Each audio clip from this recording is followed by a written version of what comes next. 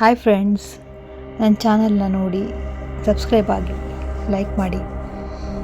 ಇವತ್ತು ನಾನು ಬುದ್ಧನ ಬದುಕು ಬದಲಿಸುವ ಬುದ್ಧನ ಕಥೆಗಳನ್ನು ಹೇಳ್ತಾ ಇದ್ದೀನಿ.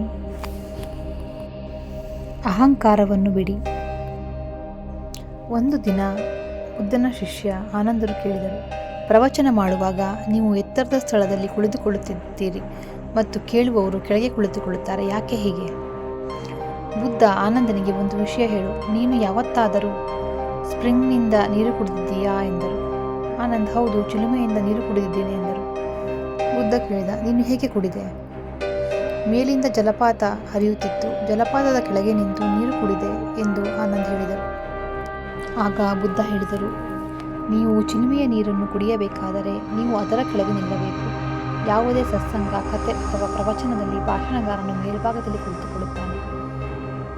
ಆ ಕಥೆಯ ಸಂದೇಶ ಸಿಗಬೇಕಾದರೆ ಕೇಳುಗ ಕೆಳಗೆ ಕೂರಬೇಕಾಗುತ್ತದೆ. ಕುಳಿತುಕೊಳ್ಳುವುದು ನಮ್ಮ ಸ್ವಭಾವದಲ್ಲಿ ನಂಬರ್ತಿರುತ್ತದೆ ಮತ್ತು ಜೀವನದಲ್ಲಿ ಒಳ್ಳೆಯದನ್ನು ಕಾರ್ಯಗತಗೊಳಿಸಲು ನಮ್ಮನ್ನು ಪ್ರೇರೇಪಿಸುತ್ತದೆ. ಹೀಗೆ ಮಾಡುವುದರಿಂದ ಅದು ನಮ್ಮ ಅಹಂಕಾರ ಹೋಗುತ್ತದೆ. ಇದು ಬುದ್ಧನ ಪಾಠ. ನೀವು ಒಳ್ಳೆಯದನ್ನು ಕಲಿಯಲು ಬಯಸಿದರೆ ಮೊದಲು ನೀವು ನಿಮ್ಮ ಅಹಂಕಾರವನ್ನು ತ್ಯಜಿಸಬೇಕು. ಇದರ ನಂತರ ವಿನಯದಿಂದ ಮಾತ್ರ ಜೀವನದಲ್ಲಿ ಒಳ್ಳೆಯದನ್ನು ಅಳವಡಿಸಿಕೊಳ್ಳಬಹುದು. ಕಷ್ಟಪಟ್ಟು ಕೆಲಸ ಮಾಡಲು ಹಿಂಜರಿಯದಿರಿ. ಒಂದು ದೊಡ್ಡ ಪರ್ವತದ ಕೆಳಭಾಗದಲ್ಲಿ ಒಂದು ಸಣ್ಣ ಹಳ್ಳಿ ಇತ್ತು ಮತ್ತು ಅದೇ ಹಳ್ಳಿಯ ಹುಡುಗನೊಬ್ಬನು ತನ್ನ ಸೋಮಾರಿಯಾದ ಪೆನ್ ಮತ್ತು ದೊಡ್ಡಲೊಂದಿಗೆ ಕುಳಿತನಾಗಿದ್ದನು. ಆ ಊರಿನಲ್ಲಿ ಎಲ್ಲರೂ ಅವನನ್ನು ಆಳ್ವಿ ಕಾಂಜೂರ್ ಎಂದು ಕರೆಯುತ್ತಿದ್ದರು. ಹುಡುಗ ಇಡೀ ದಿನ ಹಳ್ಳಿಯ ಹಿಂದಿನ ಮರದ ಮೇಲೆ ಕುಳಿತುಕೊಳ್ಳುತ್ತಿದ್ದನು ಮತ್ತು ಕುಳಿತುಕೊಳ್ಳುವಾಗ ಅವರು ಭವಿಷ್ಯದ ಬಗ್ಗೆ ಕನಸು ಕಾಣುತ್ತಿದ್ದರು. ಹುಡುಗನು ದಿನ ಹೀಗೆ ಸೋಮಾರಿಯಾಗಿ ಕಾಲ ಕಳೆಯುತ್ತಿದ್ದನು. ಇದ್ದಕ್ಕಿದ್ದಂತೆ ಒಂದು ದಿನ ಆ ಗ್ರಾಮಕ್ಕೆ ಒಬ್ಬ ಬುದ್ಧ ಸನ್ಯಾಸಿ ಬಂದನು ಮತ್ತು ಅನೇಕ ಬುದ್ಧ ಸನ್ಯಾಸಿಗಳು ಮುಂದಿನ 3 ದಿನಗಳವರೆಗೆ ಅದೇ ಗ್ರಾಮದಲ್ಲಿ ಇರಬೇಕಿತ್ತು. ಬುದ್ಧ ಭಿಕ್ಷು ದಿನವಿಡೀ ಅದೇ ಗ್ರಾಮದಲ್ಲಿ ಭಿಕ್ಷೆ ಬೇಡುತ್ತಾ ಊರಿನ ಜನರಿಗೆ ಒಳ್ಳೆಯ ಉಪದೇಶಗಳನ್ನು ನೀಡುತ್ತಾ ರಾತ್ರಿಯಾದಾಗ ಊರ ಸಮೀಪದ ಬುದ್ಧನ ಆಶ್ರಮದಲ್ಲಿ ವಿಶ್ರಾಂತಿ ಪಡೆಯುತ್ತಿದ್ದ. ಬುದ್ಧ ಸನ್ಯಾಸಿ ಪ್ರತಿದಿನ ಭಿಕ್ಷೆ ಬೇಡಲು ಹಳ್ಳಿಗೆ ಹೋಗಿ ಭಿಕ್ಷೆ ಮುಗಿಸಿ ಹಿಂದಿರುಗಿದಾಗ ಅಲ್ಲಿ ಹುಡುಗ ಕೆಲವೊಮ್ಮೆ ಅದೇ ಮರದ ಕೆಳಗೆ ಕುಳಿತು ಕೆಲವೊಮ್ಮೆ ಮಲಗಿರುವುದನ್ನು ನೋಡುತ್ತಿದ್ದನು. ಬುದ್ಧ ಸನ್ಯಾಸಿ ಸತತ 2 ದಿನಗಳ ಕಾಲ ಅದೇ ಮರದ ಕೆಳಗೆ ಅದೇ ಸ್ಥಿತಿಯಲ್ಲಿ ಹುಡುಗನನ್ನು ನೋಡಿದನು. ಇದನ್ನು ನೋಡಿದ ನಂತರ ಬುದ್ಧನಿಗೆ ಹುಡುಗನು ಮಾನಸಿಕ ಅಗಸೆಯ ಕಟ್ಟು ಆಗಿದ್ದಾನೆಂದು ಅರ್ಥ ಮಾಡಿಕೊಂಡನು. 3ನೆಯ ದಿನ ಬುದ್ಧ ಸನ್ಯಾಸಿಯು ಹಳ್ಳಿಯಿಂದ ಭಿಕ್ಷೆ ಮುಗಿಸಿ ವಾಪಸ್ ಬುದ್ಧನ ಮಠಕ್ಕೆ ಹಿಂದಿರುಗುತ್ತಿದ್ದಾಗ ಬುದ್ಧ ಸನ್ಯಾಸಿಯು ಹುಡುಗ ಇನ್ನೂ ಅದೇ ಮರದ ಕೆಳಗೆ ಕುಳಿತಿರುವುದನ್ನು ನೋಡಿದನು ಮತ್ತು ಇದನ್ನು ನೋಡಿದ ಬುದ್ಧ ಸನ್ಯಾಸಿ ತನ್ನನ್ನು ತಡೆಯಲು ಸಾಧ್ಯವಾಗಲಿಲ್ಲ. ಹುಡುಗನ ಮನೆಗೆ ಹೋದರು. ಬುದ್ಧ ಸನ್ಯಾಸಿ ಆ ಹುಡುಗನಿಗೆ, ಮಗನೇ, ನಿನಗಾಗಿ ನನ್ನದೊಂದು ಚಿಕ್ಕ ಕಾರ್ಯವಿದೆ. ನೀನು ಆ ಬೆಟ್ಟದ ತುದಿಗೆ ಹೋಗಿ ನನಗೆ ನದಿಯಿಂದ ಗರಿಯನ್ನು ತರಬೇಕೆಂದು ನಾನು ಬಯಸುತ್ತೇನೆ. ಆ ಹುಡುಗನು ತನ್ನ ತಲೆಯನ್ನು ತಿರುಗಿಸಿ ಆ ಪರ್ವತದ ಎತ್ತರದ ಶಿಖರದ ಕಡೆಗೆ ನೋಡಿದನು ಮತ್ತು ನಂತರ ಬುದ್ಧ ಸನ್ಯಾಸಿಗೆ ಹೇಳಿದನು, ನನಗೆ ಬಹದವರೆಗೂ ಹೋಗಲು ಸಾಕಷ್ಟು ಶಕ್ತಿ ಇಲ್ಲದ ಕಾರಣ ನಾನು ಈ ಕೆಲಸವನ್ನು ಮಾಡಲು ಸಾಧ್ಯವಿಲ್ಲ. ನಾನು ಹುಡುಕುತ್ತಿರುವ ಗರಿ ಆ ಬೆಟ್ಟದ ತುದಿಯಲ್ಲೂ ಸಿಗುವುದಿಲ್ಲ. ಆ ಗರಿಯನ್ನು ಪಡೆಯಲು ಆ ಬೆಟ್ಟಕ್ಕೆ ಹೋಗು ಎಂದು ಬುದ್ಧ ಸನ್ಯಾಸಿ ಹೇಳಿದರು. ನಾನು ಹುಡುಕುತ್ತಿರುವ ಆ ಗರಿ ಬೆಟ್ಟದ ತುದಿಯಲ್ಲಿಯೂ ಸಿಗುವುದಿಲ್ಲ. ಆ ಗರಿಯು ಆ ಗುಡ್ಡದ ಇನ್ನೊಂದು ಬದಿಯ ಗುಹೆಯೊಳಗೆ ಸಿಗುತ್ತದೆ ಮತ್ತು ಆ ಗರಿಯನ್ನು ಪಡೆಯಲು ಒಬ್ಬರು ಹತ್ತಬೇಕಾಗಿಲ್ಲ. ಆ ಬೆಟ್ಟದ ತುದಿಗೆ ಮತ್ತು ಇನ್ನೊಂದು ಬದಿಯಲ್ಲಿ ಕೆಳಗೆ ಬನ್ನಿ.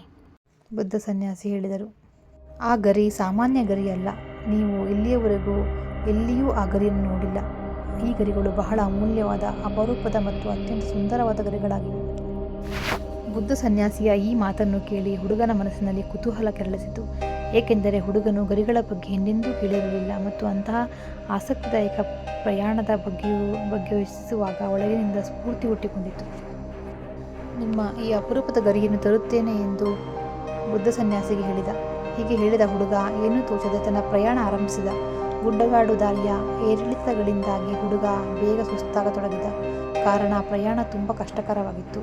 ಹುಡುಗನಿಗೆ ಉಸಿರಾಟ ತೊಂದರೆ ಕಾಣಿಸಿಕೊಂಡಿತು ಮತ್ತು ತುಂಬ ಬೆವರಲು ಪ್ರಾರಂಭಿಸಿದನು ಮತ್ತು ಅವನು ಇನ್ನು ಉತ್ಸುಕನಾಗಲು ಪ್ರಾರಂಭಿಸಿದನು. ನಾನು ಇನ್ನೆಂದೂ ಅಂಥ ಉತ್ಸಾಹವನ್ನು ಅನುಭವಿಸಿರಲಿಲ್ಲ. ಬಹಳ ಶ್ರಮ ಮತ್ತು ಕಠಿಣ ಪರಿಶ್ರಮದ ನಂತರ ಹುಡುಗ ಅಂತಿಮವಾಗಿ ಬೆಟ್ಟದ ತುದಿಯನ್ನು ತಲುಪಿದಾಗ ಅವನು ತುಂಬ ಸುಸ್ತಾಗಿದ್ದನು. ಹುಡುಗನಿಗೆ ತುಂಬ ಸಂತೋಷವಾಯಿತು. ಅವನು ಒಳಗಿನಿಂದ ತೃಪ್ತಿ ಹೊಂದಿದ್ದನು ಮತ್ತು ಅವನ ಮುಖದಲ್ಲಿ ವಿಭಿನ್ನವಾದ ನಗು ಇತ್ತು. ಪ್ರಾಕೃತಿಕ ಸೊಬಗನ್ನು ಕಂಡು ಮತ್ತಷ್ಟು ಪುಳಕಿತನಾದನು. ಆದರೆ ಅವನು ಬೆಟ್ಟದ ಇನ್ನೊಂದು ತುದಿಯಲ್ಲಿ ಇಳಿದ ಬುದ್ಧ ಸನ್ಯಾಸಿ ಗರಿಗಳ ಬಗ್ಗೆ ಹೇಳಿದ ಗುಹೆಯನ್ನು ಕಂಡುಹಿಡಿಯಬೇಕಾಗಿತ್ತು. ಇಳಿಜಾರು ಕೆಳಭಾಗಕ್ಕೆ ಕಡಿದಾದ ಕಾರಣ ಕೆಳಗೆ ಹೋಗುವುದು ಹೆಚ್ಚು ಕಷ್ಟಕರವಾಗಿತ್ತು. ಬೆಟ್ಟವನ್ನು ಹತ್ತುವಾಗ ಹುಡುಗನು ಅನೇಕ ಬಾರಿ ಎಡವಿ ಬಿದ್ದನು. ಆದ್ದರಿಂದ ಅವನೊಳಗೆ ಭಯವಿತ್ತು. ಆದರೆ ಅವನು ಬುದ್ಧ ಸನ್ಯಾಸಿ ಗರಿಯನ್ನು ತರುವುದಾಗಿ ಮಾಡಿದ ಭರವಸೆಯಿಂದಾಗಿ ಬಹಳಷ್ಟು ಪ್ರಯತ್ನ ಮತ್ತು ಕಠಿಣ ಪರಿಶ್ರಮದ ನಂತರ ಅವನು ಅಂತಿಮವಾಗಿ ಗುಹೆಯನ್ನು ತಲುಪಿದ. ಅವನು ಗುಹೆಯನ್ನು ತಲುಪಿದಾಗ ಗುಹೆಯೊಳಗೆ ಗರಿ ಬಿದ್ದಿರುವುದನ್ನು ನೋಡಿದನು. ಅದು ಗುಹೆಯಲ್ಲಿ ಬೆಳಕಿನಿಂದ ಹೊಳೆಯುತ್ತಿತ್ತು. ನೀವು ಗರಿಗಳನ್ನು ನಿಮ್ಮ ಕೈಯಲ್ಲಿ ತೆಗೆದುಕೊಂಡು ಗರಿಗಳ ಸೌಂದರ್ಯವನ್ನು ನೋಡಿ ಆಶ್ಚರ್ಯಚಕಿತನಾದನು. ಏಕೆಂದರೆ ಅಂತಹ ಗರಿಯನ್ನು ನಾನು ಹಿಂದೆಂದೂ ನೋಡಿಲ್ಲ. ಬಹಳ ಹೊತ್ತು ಆ ಗರಿಯನ್ನು ನೋಡುತ್ತಲೇ ಇದ್ದವನಿಗೆ ತಟ್ಟನೆ ನೆನಪಾಯಿತು. ತಾನು ಆ ಜಾಗಕ್ಕೆ ಹೋಗಬೇಕು. ಅವನು ಸಂಪೂರ್ಣವಾಗಿ ದಣಿದಿದ್ದನು. ಈ ಪ್ರಯಾಣವನ್ನು ಮತ್ತೆ ಮಾಡುವ ಶಕ್ತಿ ಮತ್ತು ನೈತಿಕತೆ ಅವನಲ್ಲಿಲ್ಲ ಎಂದು ಅರಿತುಕೊಂಡನು. ಅವನು ರೆಕ್ಕೆಗಳನ್ನು ತೆಗೆದುಕೊಂಡು ಮತ್ತೆ ಬೆಟ್ಟವನ್ನು ಏರಲು ಪ್ರಾರಂಭಿಸಿದನು. ಅವನು ತುಂಬ ನೋವನ್ನು ಅನುಭವಿಸುತ್ತಿದ್ದನು. ಅವನ ಇಡೀ ದೇಹದ ಸ್ನಾಯುಗಳಲ್ಲಿ ನೋವು ಕಾಣಿಸಿಕೊಂಡಿತು. ಕಾಲುಗಳು ನಡುಗುತ್ತಿದ್ದವು. ಉಸಿರು ನಿಂತಿತ್ತು. ಹಲವು ಬಾರಿ ಎಡವಿ ಬಿದ್ದರೂ ಧೈರ್ಯ ಮತ್ತು ಆತ್ಮವಿಶ್ವಾಸದಿಂದ ಮುಂದೆ ಸಾಗಿದರು. ಸಾಕಷ್ಟು ಪ್ರಯತ್ನ ಮತ್ತು ಶ್ರಮದ ನಂತರ ಅವನು ತಿನ್ನುವನ ಬಳಿಗೆ ತಲುಪಿ ಆ ಗರಿಯನ್ನು ತನ್ನ ಕೈಯಲ್ಲಿ ತೆಗೆದುಕೊಂಡನು. ಹುಡುಗನಿಗೆ ಬಹಳ ಸಂತೋಷವಾಯಿತು. ಇದು ಅಗಸೆ ತೊಲಗಿಸುವ ಮೂಲಕ ಮಹತ್ ಕಾರ್ಯ ಮಾಡಿದ್ದೇನೆ ಎಂದು ತೃಪ್ತಿ ವ್ಯಕ್ತಪಡಿಸಿದರು. ಅವನ ಮುಖದಲ್ಲಿನ ಹೊಳಪು ಮತ್ತು ಸಂತೋಷವನ್ನು ನೋಡಿ ಬುದ್ಧ ಸನ್ಯಾಸಿ ಹೇಳಿದರು, ನಿಮ್ಮ ಯಶಸ್ಸಿನಿಂದ ನನಗೆ ತುಂಬ ಸಂತೋಷವಾಗಿದೆ. ಇಂದು ನೀವು ನಿಮ್ಮ ಜೀವನದ ಅತ್ಯಂತ ಉದಾತ್ತ ಕೆಲಸವನ್ನು ಕಲಿತಿದ್ದೀರಿ ಮತ್ತು ಅಗಸೆ ತುಂಬ ಕೆಟ್ಟ ವಿಷಯವಾಗಿದೆ. ಅದನ್ನು ಒಪ್ಪಿಕೊಳ್ಳಬಾರದು. ಸೋಮಾರಿತನ ಎನ್ನುವುದು ವ್ಯಕ್ತಿಯ ಮನಸ್ಥಿತಿಯನ್ನು ನಿಯಂತ್ರಿಸುವ ಅಭ್ಯಾಸವಾಗಿದೆ. ಇದನ್ನು ತೆಗೆದುಹಾಕಬೇಕು. ಸೋಮಾರಿತನವು ಜೀವನದಲ್ಲಿ ಯಶಸ್ಸನ್ನು ಸಾಧಿಸಲು ದೊಡ್ಡ ಅಡಚಣೆಯಾಗಿದೆ. ಅದನ್ನು ಮುರಿದು ನೀವು ಮೊದಲ ಹೆಜ್ಜೆ ಇಡಬೇಕಾಗುತ್ತದೆ. ನಿಮ್ಮ ಗುರಿಯತ್ತ ನೀವು ಚಲಿಸಬೇಕಾಗುತ್ತದೆ. ನಿಮ್ಮ ಗುರಿಯನ್ನು ಸಾಧಿಸುವವರೆಗೂ ನೀವು ಮುಂದುವರಿಯಬೇಕು. ಬೌದ್ಧ ಸನ್ಯಾಸಿಯ ಮಾತಿನ ಆಳ ಮತ್ತು ಮಹತ್ವವನ್ನು ಅರ್ಥಮಾಡಿಕೊಂಡ ಹುಡುಗ ಹೌದು ಎಂದು ತಲೆಯಾಡಿಸಿದ. ಆದರೆ ಅವನ ಸೋಮಾರಿ ಮನಸ್ಥಿತಿ ಅವನನ್ನು ಹಿಡಿದಿಟ್ಟುಕೊಳ್ಳುತ್ತಿತ್ತು. ಜಗತ್ತಿನಲ್ಲಿ ಯಾವುದೇ ಕಷ್ಟಕರವಾದ ಕೆಲಸವನ್ನು ಮಾಡುವ ಶಕ್ತಿ ಮತ್ತು ಮಾನಸಿಕ ಸ್ಥೈರ್ಯ ತನ್ನಲ್ಲಿದೆ ಎಂದು ಈಗ ಅವನಿಗೆ ಚೆನ್ನಾಗಿ ತಿಳಿದಿತ್ತು. ಅದರ ನಂತರ ಬುದ್ಧ ಸನ್ಯಾಸಿ ಹುಡುಗನನ್ನು ಆಶೀರ್ವದಿಸಿ ಗ್ರಾಮವನ್ನು ತೊರೆದನು. ನಾವು ಯಾವುದೇ ಕೆಲಸವನ್ನು ಅಸಾಧ್ಯವೆಂದು ಕಂಡುಕೊಂಡಾಗ ಮತ್ತು ನಮ್ಮ ಗುರಿಯನ್ನು ಸಾಧಿಸಲು ನಾವು ಮುಂದೆ ಹೋದಾಗ ನಮಗೆ ಹಿಂದೆಂದೂ ತಿಳಿದಿಲ್ಲದ ಶಕ್ತಿ ಮತ್ತು ಆತ್ಮವಿಶ್ವಾಸವನ್ನು ನಾವು ಕಂಡುಕೊಳ್ಳುತ್ತೇವೆ ಎಂದು ಈ ಕಥೆ ನಮಗೆ ಕಲಿಸುತ್ತದೆ. ನಮ್ಮಿಂದ ಎಲ್ಲವೂ ಸಾಧ್ಯ, ಅಸಾಧ್ಯವೆಂಬುದೇ ಇಲ್ಲ ಎಂಬುದು ಈ ಕಥೆಯ ಸಾರಾಂಶವಾಗಿದೆ.